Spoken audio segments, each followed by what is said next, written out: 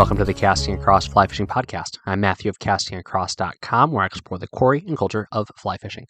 And this is the 327th episode of the podcast, and today we are diving back into a subset of the podcast library that I really enjoy, and if statistics bear any sort of meaning, then you guys enjoy as well. And that is the Cast1 series. What is the Cast1 series? Well, in a nutshell, it is a return to the essentials and the basics of the sport. And it's a few different reasons why I've put it together. First is for the person who has just started fly fishing or the person who is interested in taking up fly fishing. Secondly, there are those of you who have been fly fishing for a long time, but either you've not dabbled in certain aspects of the sport, or secondly, you have somebody in your life, in your circle of influence, that you want to introduce to the sport. And so this can be something that through my words, you are able to then articulate some basic concepts. Or you can just send this along to them and they can listen to it, and now you have some place to go. But I've talked about everything from what is fly fishing to how is it different from traditional fishing to how to set up your gear, what are the seasons of trout, what do fish eat, what's the difference between freshwater and saltwater, so on and so forth. All of these you can find in Casting Across in the archives on the website and, of course, in your favorite podcast app. But today I'm talking about planning a fly fishing trip. Planning a fly fishing trip. This is something that if you've been fly fishing for a while, you maybe are having one of a few reactions, which is one, don't you just go and do it? Okay, that's true. You can just go and do it. Or secondly, you could say, you know what, I wish somebody would have talked to me about planning a fly fishing trip before I planned my first fly fishing trip. And here's the reason why. We're going to talk about a few different aspects of what goes into or what should go into planning a fly fishing trip today on the podcast. But we're going to start with what I think is the most essential item that you are going to focus on. It's not time, it's not distance, and it's not finances. All three of those things are necessary, but I think that when you get to the flow chart of what kind of fly fishing trip you should plan, the first thing that you should look at is experience. What is your experience level? And here's the reason why. Your experience level will, in many ways, dictate your enjoyment of your experience. It will also give you some parameters on what kind of trips you can do and what kind of form those trips are going to take. But let me rewind a second before I continue to explain my thesis of why experience should be the primary thing you think of. Do what you want to do. I'm not here with any sort of dogmatic convictions on this. If somebody has never picked up a fly rod before and they want to drop $15,000 on a trip to Alaska and stay at a lodge for a week, then there's a very good chance you're going to have a good time. I mean, that's completely within the realm of possibility, and I'm not here to argue that. But in my years of being around fly fishing, I mean, talking over 25 years now, working in different fly fishing sectors, and having kind of made some not great choices in kinds of trips I've taken myself, I can say that there's people that have said, I wish I would have known more before I would have taken a trip like that. I wish that I would have taken, option B before I took option A, or option, C before I took option A, and I would have saved it for the time when I had a little bit more under my belt. And here's the reason why. You want to be good at casting. A guide can only do so much. You can hire the best guide that you can find. You can go to the best river that you can travel to. And if you have a hard time casting, you're going to struggle, and you're probably going to get a guide frustrated, and you're not going to be able to capitalize on some of those experiences. And there's other skills too that go into this. Unless you're getting a guide every day, and then you do have the issues I just mentioned before, but you're going to have a hard time reading the water. You're going to have a hard time with even just the basic essential aspects of tying on knots. I had one guy once when I was working at a fly shop came in, and he said that he just really lost so many fish, and he just really had a hard time, and this big trip that he and his buddies were planning was ruined because he thinks his line was bad or the leader I sold him was bad. And I said, well, let me take a look at it. And there were overhand knots from his line to his leader, and then there was some sort of knot creature attaching his leader to his tippet, and I don't know how many wind knots there were between the terminal end of his line and that really abominable looking thing attaching his leader to his fly line. And it's okay. It's okay if you don't have those skills yet. There should be no judgment for anyone who doesn't have those skills. But this was somebody who wanted to dive right in without knowing those essentials. And consequently, it wasn't my leader material. It wasn't anything the guides or anybody else told them to do because, well, they didn't have a guide. But it was just their lack of experience that really took that trip down from what it should have been. So that's why I say having an experience level, having an introspective, look at yourself, what you can and can't do, really is going to determine, what kind of trip you should take. There's guides out there that will discourage you from paying them because they know that, your experience and their ability to put you on fish is going to be determined by what you can and can't do. I've talked to a lot of saltwater guides, particularly guys who go for, permit and bonefish and other things that require a lot of precision. And they're not excited when brand new anglers come out. They want people that have been practicing. They want people that, haven't only fished for trout. They want people that know a little bit. And again, people will take your money. You can always find somebody to take your money, and there's nothing wrong with trying, but this conversation is more about how are you going to have the best time? How are you going to have the best experience? So all that to say, if you're a new angler, then there are a lot of great options for you. There's a lot of great opportunities for you. And I'd actually say that if you are a brand new angler, what do you do? What have you done already? Have you fished mountain creeks? Awesome. There's a lot of ways you can plan a trip around fishing mountain creeks that can be unique and exciting. So, for example, a buddy of mine messaged me out of the blue a couple days ago and said, let's go out west and go chase this particular fish. And it's the kind of fishing that the difficulty of it is getting from the East Coast to the West Coast. It's not getting to those fish. If you know how to catch brook trout on the East Coast, you can catch these rainbows up in the mountains in where are we going? California. If you know how to catch largemouth bass, you can probably chase peacock bass. I mean, there's a lot of skills that are transferable. So if that is your wheelhouse, then look for things that kind of line up with that. And so that's one kind of direction you can go. Find an experience that matches your skill level and pursue that. Go wholeheartedly after that. Something else you can do is say, well, how can I use this as a learning experience? So, I mean, there's no objective skill level.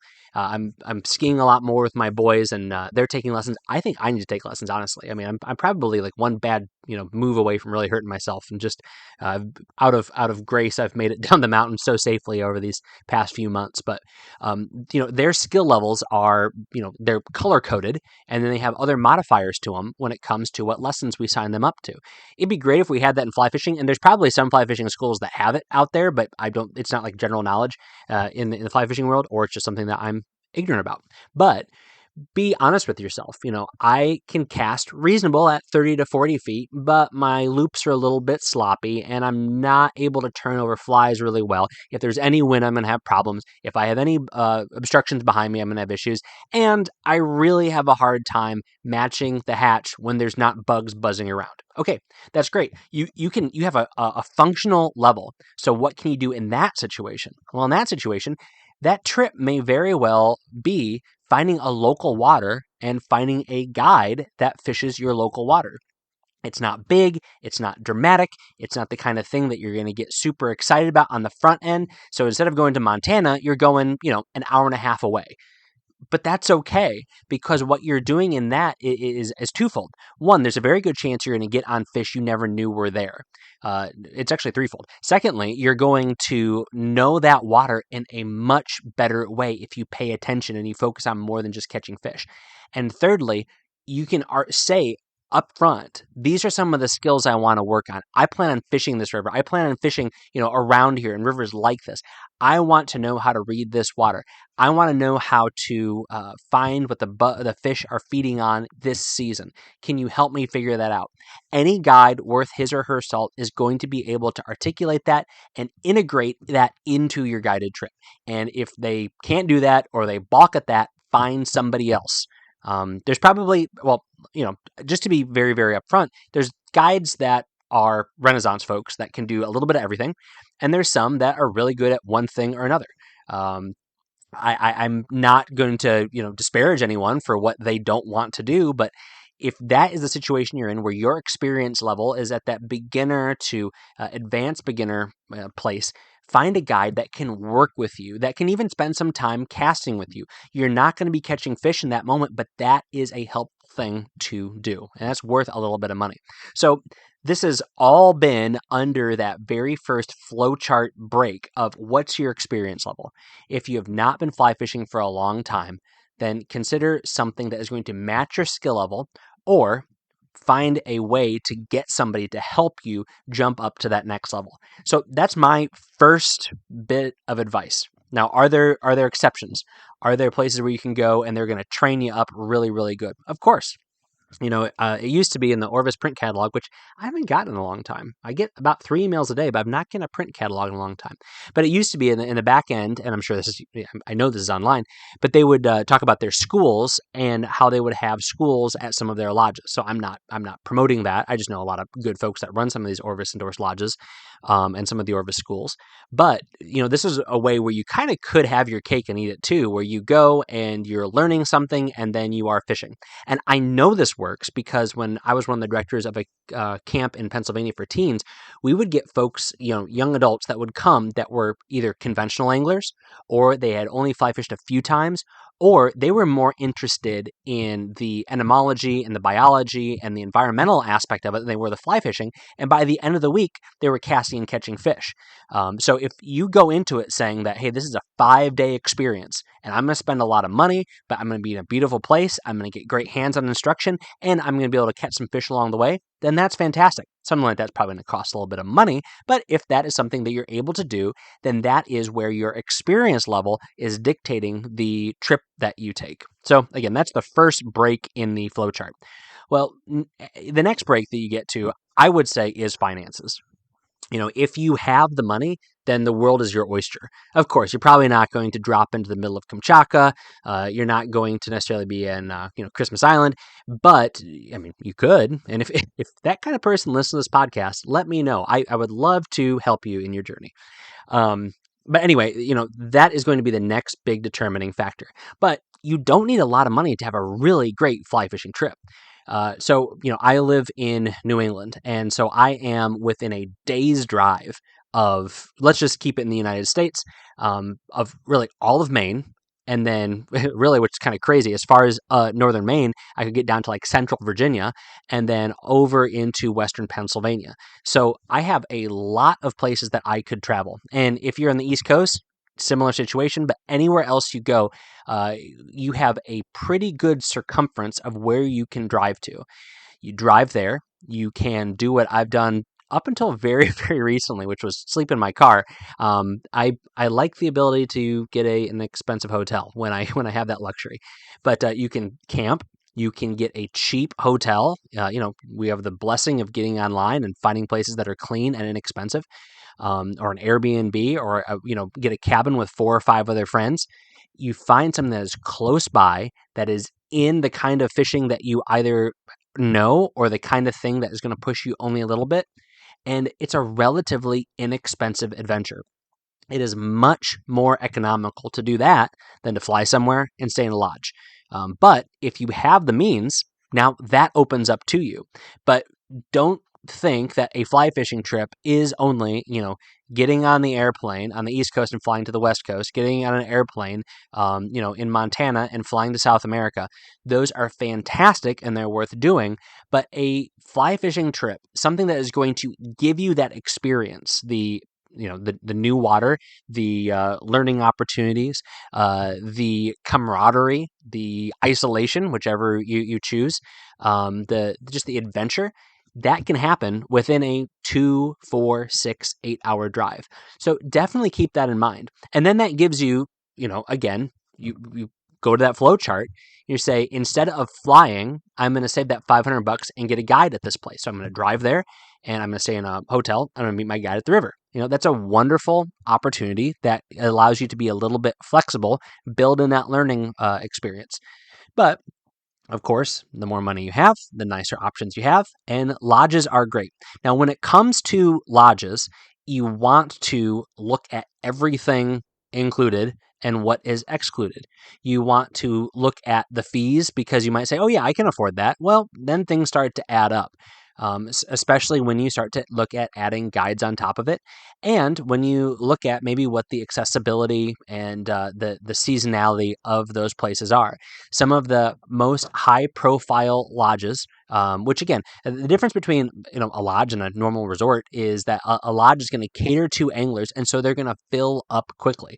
A buddy and I were fishing on the Upper Delaware during one of the just the cloud-like hatch periods of the season, and we stayed at just a rental property. And every night we drove into one of the lodges to get dinner, and it was absolutely slammed. I mean, they were charging the highest prices, which is fantastic, awesome for them. But you have to figure out, is that the experience that you want? Are you cool with having to go drive to stay at a lodge, but then drive farther away, or get the lodge to ferry you further away so that you're not fishing in a crowd? And that might not be what you expect when you go there. I've had that experience before where was down actually in Arkansas and fishing, and just didn't even think that everybody else in that lodge was going to be fishing in the stretch immediately upstream and downstream of the lodge. And so that kind of, was a little bit frustrating. I had this picture in my head of waking up, walking out, and having this river to myself. That was not the case. I had to go upstream or downstream, the better part of a half mile to get any sort of solitude. And so that's just another thing to think about what time of the year you book and what kind of lodge you book. These big, beautiful, premium, large lodges with every sort of bell and whistle are going to come with crowds that time of year. And then, of course, the smaller lodges are probably going to have a higher price tag and it'll be harder to get to. There's some beautiful lodges I've stayed at where I've had to take a boat to get there. I've never had to take a float plane to get to a lodge, but those exist also. So you're going to cut down on the volume of anglers and the crowding, but you're going to increase the degree of difficulty and the cost of getting there when you move into a situation like that. So experience, I would say, is the first thing.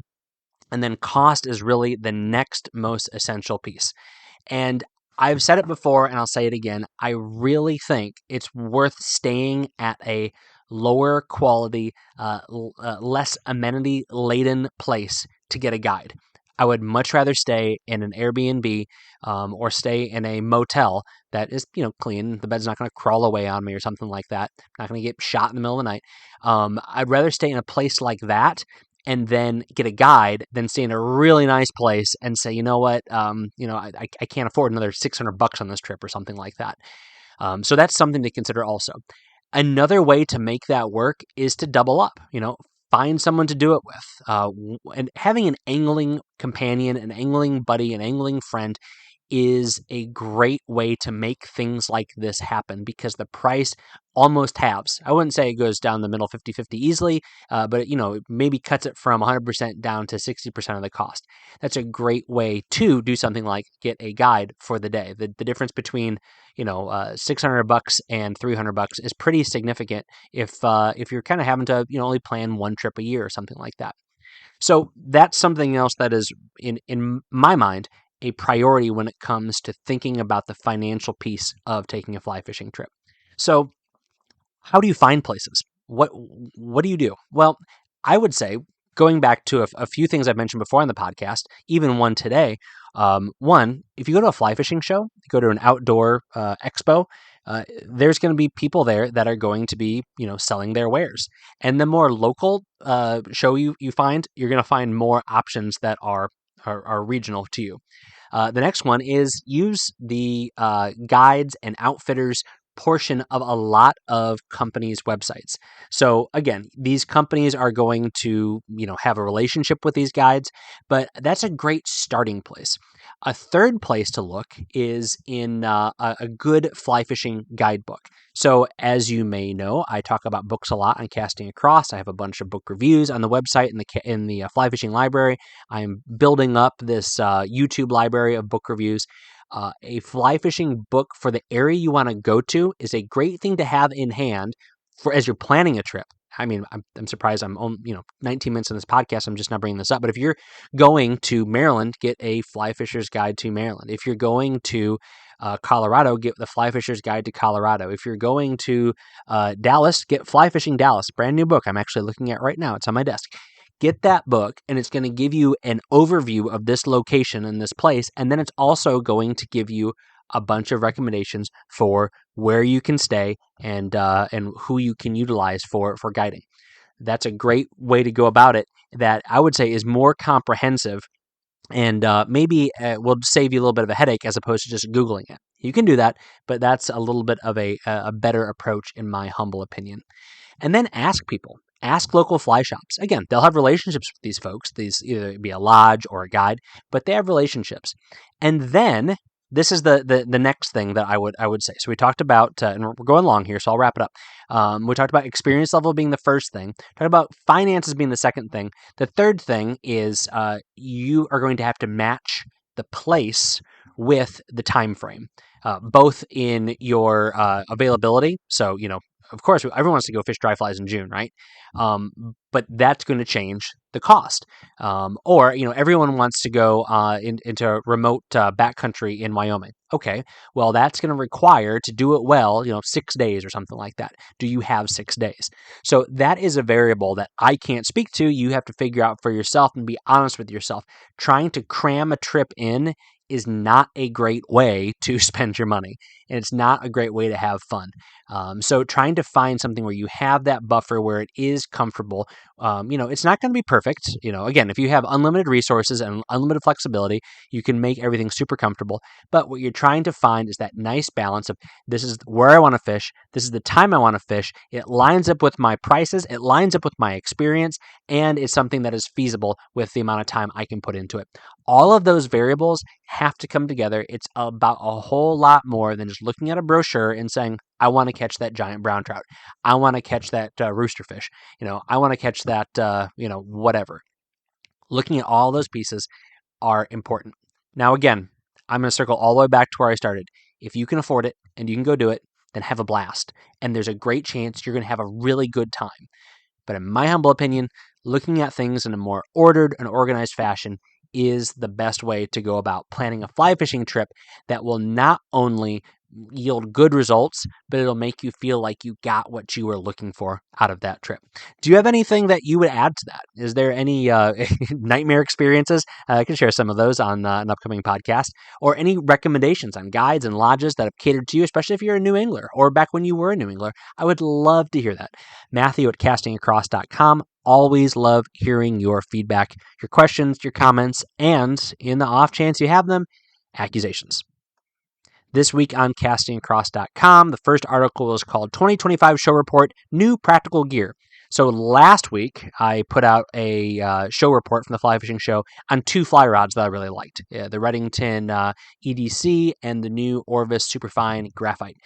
So check that article out. But then this week, I talked about some other gear. There's a lot of things I could talk about, but part of this is I just want to highlight 2 that really kind of stuck out to me. One was Rock Spring nets. These are handmade nets. I talked about them on a podcast a few weeks ago, but they are just made a little bit smarter. All right, so they're handmade nets made a little bit smarter. What does that mean? Go check it out on my website, 2025 Show Report. And then another is a little product called Restore Line. You've heard me talk about how important I think fly line is, and this is a product that is putting the conservation movement's money where its mouth is, and seeing if the fly fishing industry is going to hop on board. But it is a way to fix minor problems in your fly line. So check that out. Check out their website, Restore Line, but there's more info for them on my website on 2025 Show Report, New Practical Gear. Wednesday's article is called A Quick Great Film on Helping Adirondack Brookies. And this film is put out by Trout Unlimited, and it is in particular Northeastern Trout Unlimited. So it's the northeastern part of the country, which includes New York, because they partnered with the New York State Department of Environmental Conservation.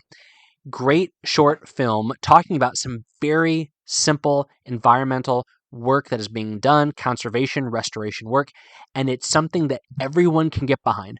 Regardless of your perspective on some of the hot button environmental issues of the day, we can all agree it is simple and wise and relatively quick. I mean, there's more to it than this, to change out culverts from being impediments to fish passage to helping fish passage. So what does that mean? What's a culvert have to do with helping brook trout? This little video will show you all about it. So definitely check that out. You can actually watch the whole video on my website, and or you can go to YouTube and put in connected conservation.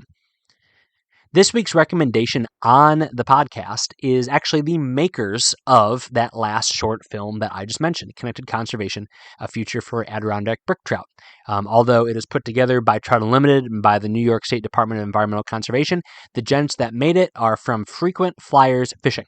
Frequent Flyers Fishing, say that 3 times fast. I am super impressed with them, and if you have listened or read for a few years, you've heard me mention them before, but they make good stories, okay? It's not melodramatic. It is not rock and roll. It is not trying to sell you a product. And if they did, I'd be okay with that, I guess. But it's just a nice, solid 10-minute video. And they've done 3 or 4 of them. They've done one on stream restoration and I think Delaware, if my memory serves me correctly. They also did one on Catskill fly tires. So it's just really good stuff. So check them out. I will put a link to their YouTube channel on the show notes to this podcast's page over at castingacross.com. Thanks for listening to the Casting Across Fly Fishing Podcast. Please subscribe to your favorite podcast app and rate the podcast in iTunes and Spotify. Then head over to castingacross.com for 3 posts a week on the people, places, and things that go into the pursuit of fish.